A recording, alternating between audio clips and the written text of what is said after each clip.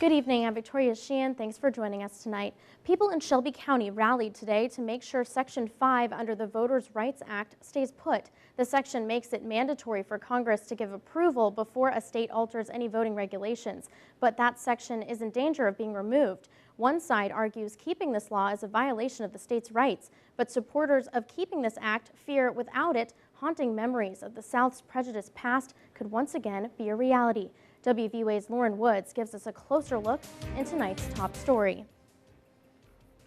Where I vote, my voting place in a small town called Shelby, they placed a Confederate monument, 3 huge monuments, and my nephew, who is about 24, was talking about that it made him afraid. Concerned citizen Maxine Perkins says subliminal messages like Confederate flags at her voting site is what prompted her to come.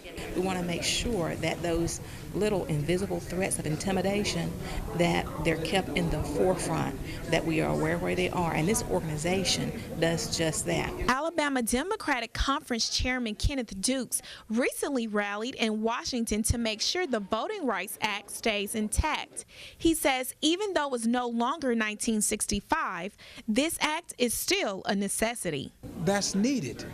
It's needed to have someone to make sure that you dot your I's and cross your T's before you change a voting poll because of the confusion it can bring that would hinder someone from having the right to vote. NAACP's Jerry Burnett says this section will keep voters at the polls.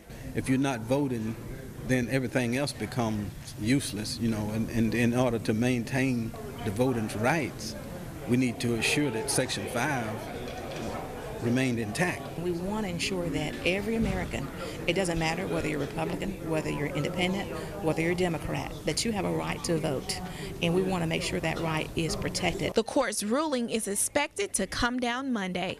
Reporting in Shelby County, Lauren Woods, WVUA News.